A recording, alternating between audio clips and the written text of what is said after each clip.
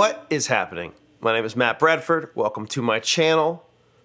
Please do all the stuff that everyone else on YouTube says to do. Today we're going to talk about some techniques in Open D, particularly for playing with yourself.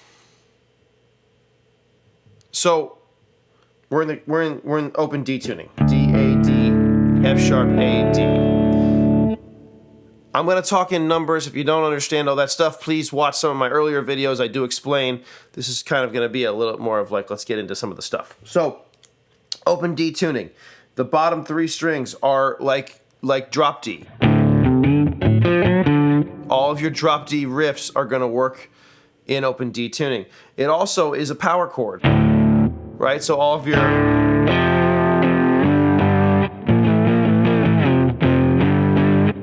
power chord stuff works. Now, I also realize those are not in this key.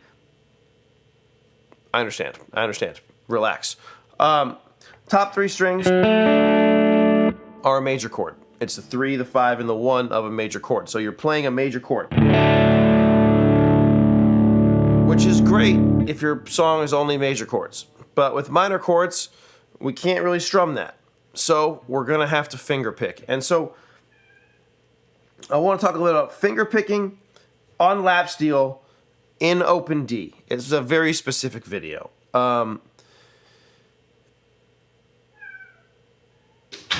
Who's meowing at me? Okay. So finger picking in Open D.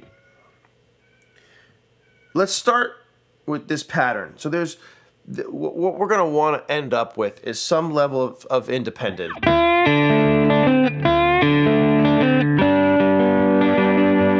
Right?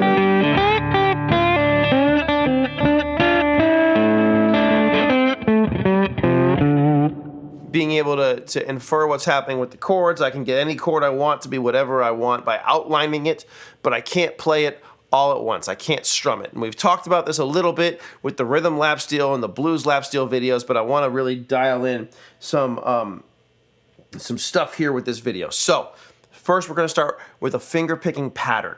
What you can do with a finger picking pattern is a couple of things. So I'm going to set a metronome at 60 beats a minute. And we're going to do this pattern. Now the pattern,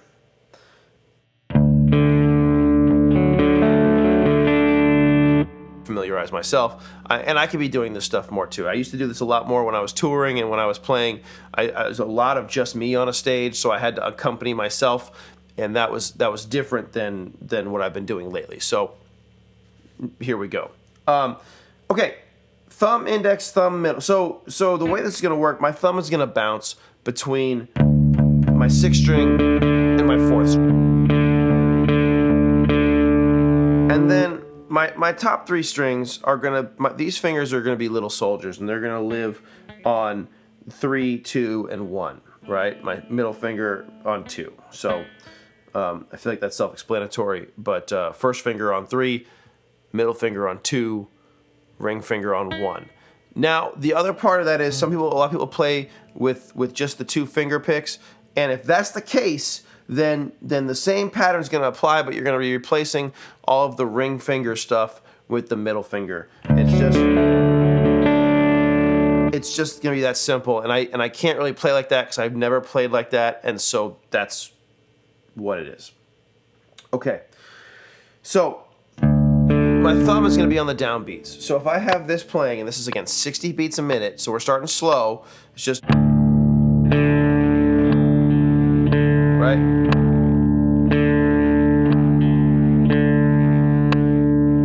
And I'm going to add my first finger in between the first 2 thumb strokes. And then my middle finger afterward.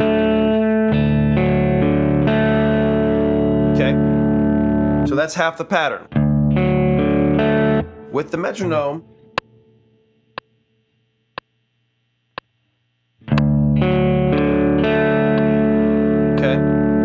second half is going to be the exact same thing, thumb, index, thumb, but then we're going to use the ring finger on the high D string, right? Okay? So now, straight through.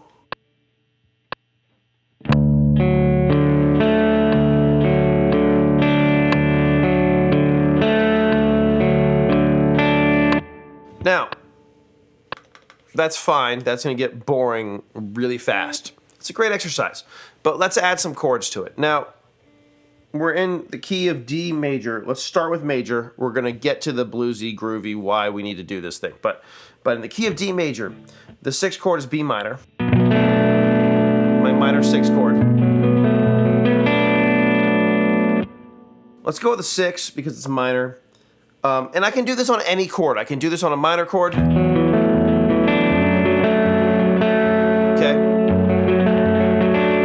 Need to practice. On the 4 chord, which is major, I'm going to cover up the bottom 4 string.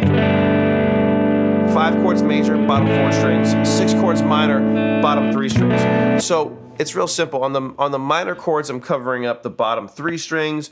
On the major chords, I'm covering up the bottom 4 strings because it adds that major third. And what happens is your brain fills in the missing notes. If I played...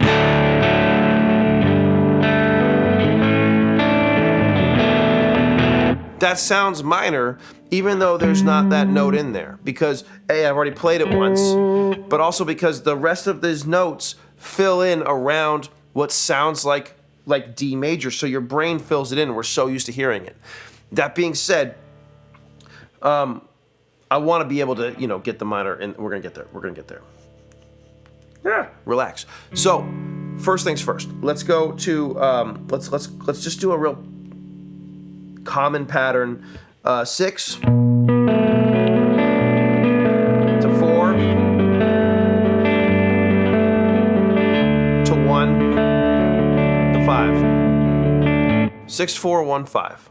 And again, if you don't know what that means, we're going 9th fret, 5th fret, open, 7th fret. The 6th chord is minor, so that's the 9th fret, bottom 3 strings. 5th fret is major, that's the 4 chord, it's major in this case. Open is major, so it doesn't matter, it's just all the open strings. And then the 5 chord's major. All right. Let's do that with the metronome. Try to be as even as possible.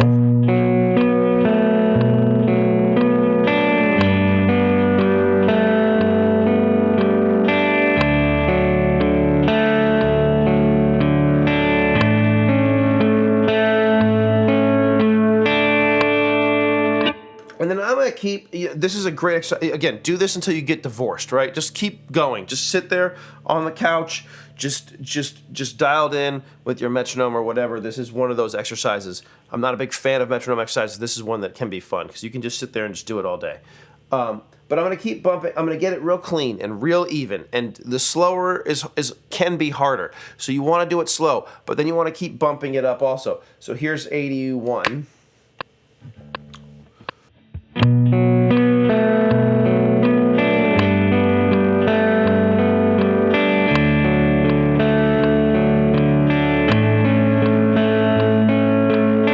And I can feel myself pushing against the metronome. I can feel myself wanting to go faster. If I were to sit down, I would really try to get that just in my body, just get that really there. But this is not going to be a how to use a metronome video. So my tendency is to push. I would encourage you to try to really dial in, hitting the metronome, etc. But let's speed it up again. Now my goal is to get up to 120. So here's 104.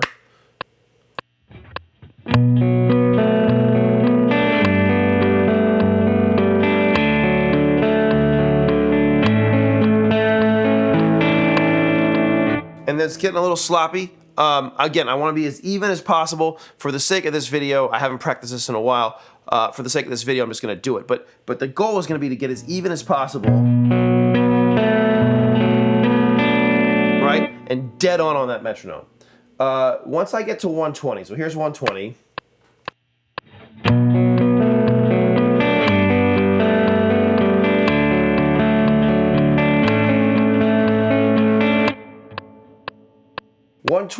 Eighth notes is the same as 60 16th notes. So I'm going to slowly build up to 120, and then I'm going to go all the way back down to 60. But now it's 16th notes.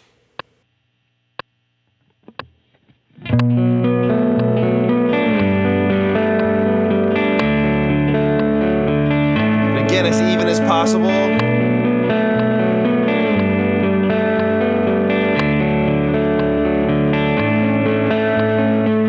And then we speed it up again. This is 77.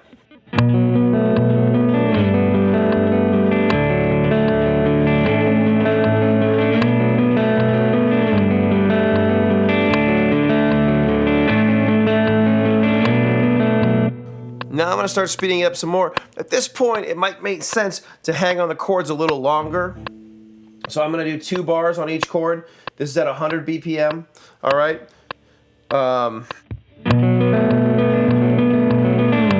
See how I doubled it up?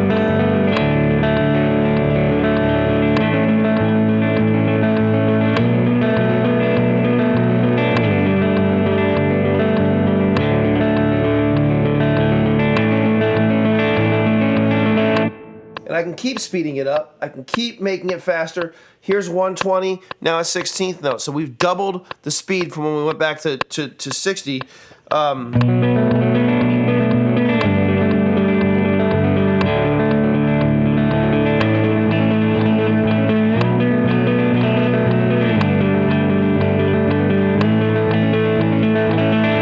And it works on any chord.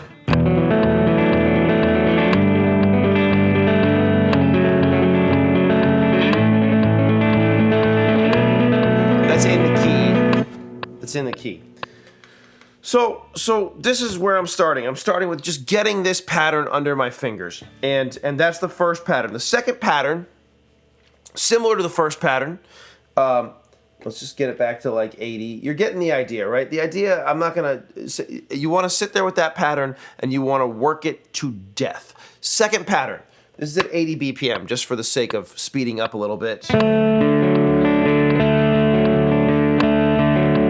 So my thumb is still bouncing on the, oh right. I was doing 16th notes, we're gonna do 8th notes.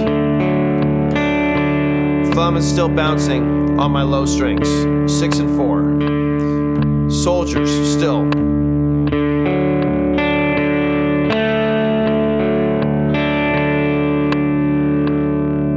This is a less of like a just like a relentless pattern. It has a little more of a bounce to it. I'm pinching. Thumb and middle. Pinch.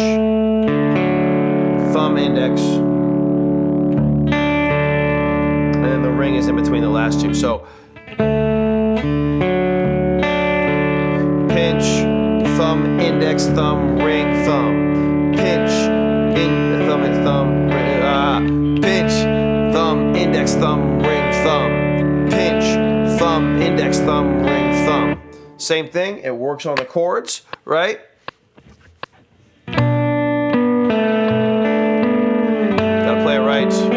There it is.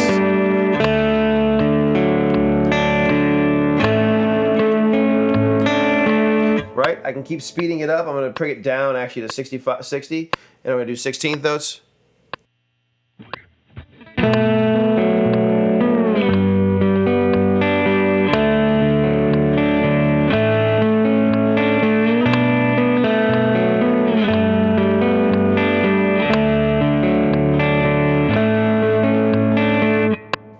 And it's interesting because I can feel where I'm missing it sometimes, and it used to be just automatic because I used to sit here and do these patterns a lot.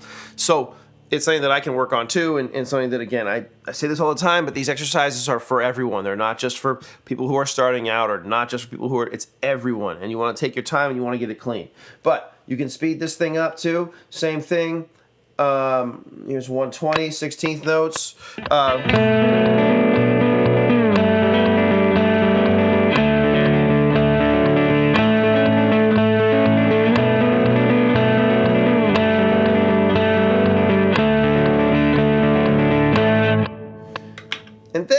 And I'm going to slow it down a little bit just because it's going to screw me up otherwise.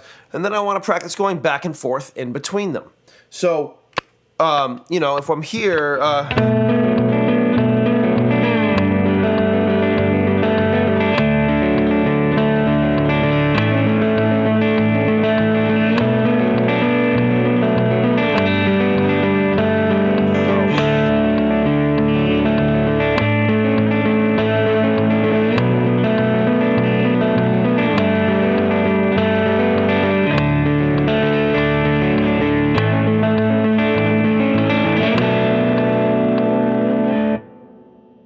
if you can see where I'm going with this, I feel like it should be somewhat self-explanatory, but practicing those two patterns, and it's obviously very helpful with it just sounds pretty, so it's nice as a rhythm itself.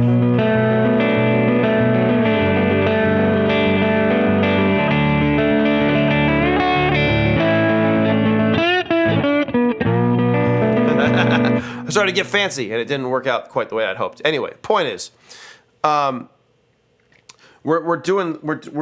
building up the ideas of how my fingers can work with my thumb.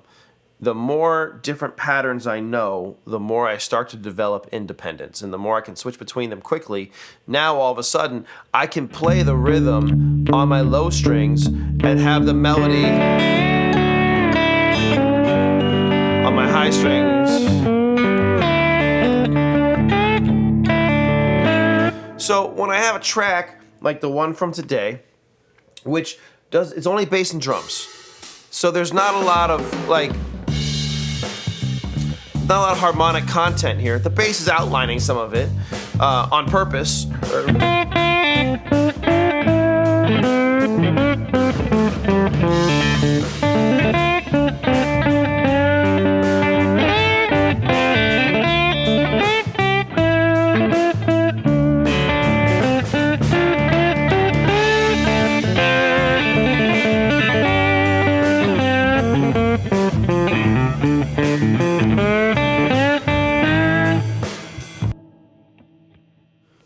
Started to get excited and just started playing. Point is, I want to be able to outline those chords. Now, we've been in major, now we're moving to sort of a blues scale. One of the main things here is going to be avoiding that note, the third string. When I get to my 4 chord, the way that I'm playing this at the moment is it's a minor chord. In this progression, all the chords are minor, for the sake of this exercise, amongst others. But the idea is going to be that now I want to imply that these are minor chords. So we've gotten this idea of outlining our chords with our thumb. We get to our 4 chord. You'll notice I can do the same pattern, but I'm skipping my 3rd string. I'm making up other patterns. We're working on independence, and so. With my 1 chord, I could play some sort of a lick, but my lick is going to outline whether I have a singer or not, my flat 3s, my flat 7s, my 1s, and my 5s. So the notes of a D minor 7 chord. That was a D dominant 7 chord, sorry. There we go.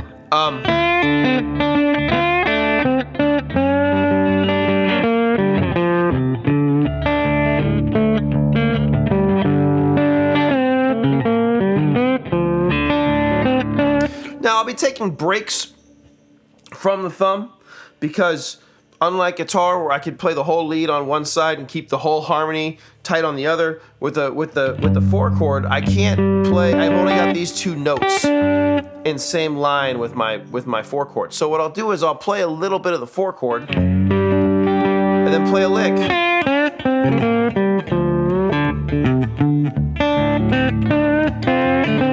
5 chord, outline the chord with a lick,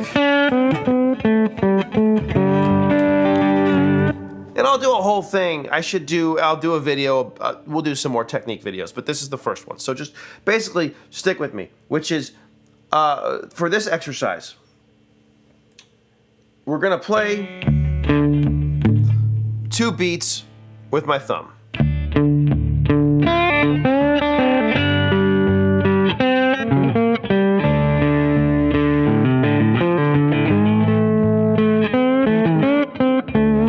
And then 2 beats outlining the chord. So the progression, I missed. All right, that's the 1 chord, 4 chord, 1 chord, 5 chord. The second time around, 1 chord, 4 chord, 1, 5, 1. We're gonna do it again, but now 2 beats, lick, 2 beats, lick, 2 beats, lick, lick, 2 beats, lick, 2 beats, lick, 2 beats, and then lick. At the end, we got a little tag.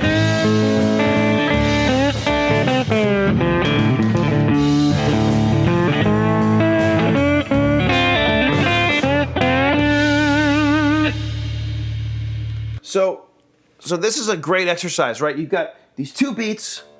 I'm just turning the volume up. 2 beats, and I'm shouting at you because I get excited. 2 beats, and then chord. 2 beats and then chord. This is the whole thing. This is the whole thing we're doing today. I think it's gonna be a great exercise to like. So I'm using the D blues scale. I've just put up like two blues lessons, right? There's a blues 1 and blues 2. Hence the 2. Whatever. Point is, they have the blues scale up there, and they also have how to outline these chords if you want to make them dominant, which you could also do. But for now, I'm keeping them minor. I'm outlining them as minor, and what we're doing is 2 beats with a finger picking pattern, right? Just getting my thumb.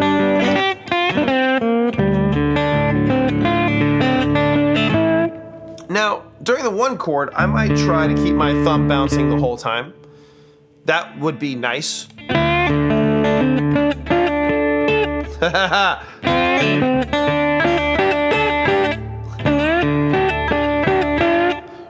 I need to practice.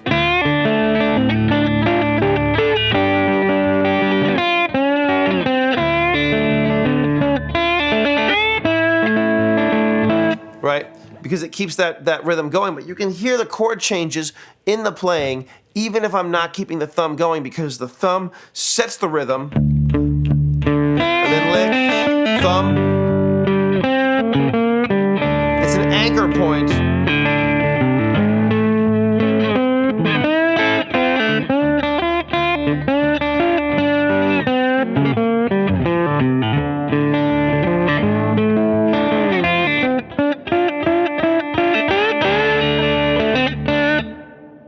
Now, one of the masters of this of all time is a guy named Kelly Joe Phelps.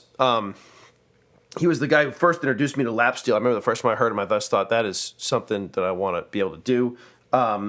He's a master at it. There's some video out there of him. He has a whole video on how to play lap steel, which is like super. I still can't do it. It's super advanced. But this is a place to start, which is get that thumb bouncing. And I'll do it one more time, and I'll just yell out what I'm doing. But remember, 2 beats bounce. And then outline the chord. Outline the chord.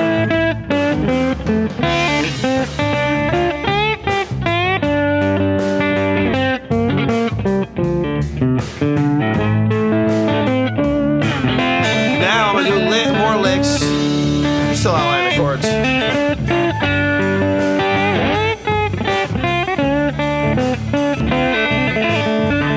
Watch this lick.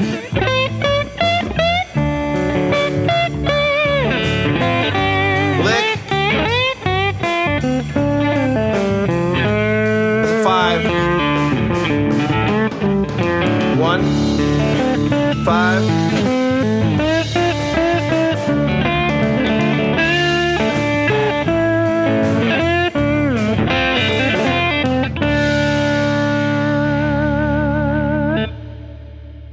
So that's the whole exercise for today. It's gonna just be simplify, all right, bounce for two beats, and then play a lick for 2 beats. But you'll notice that a lot of my licks, I'm trying to outline my chords.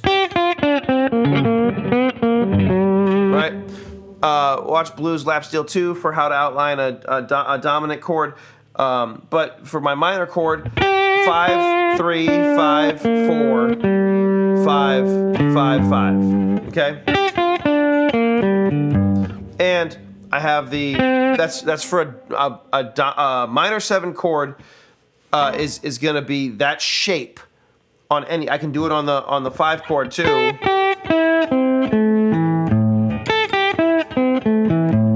All right. We want to learn some of these shapes because these shapes, the same way a chord shape is a chord shape, these are our chord shapes. And so when I'm playing,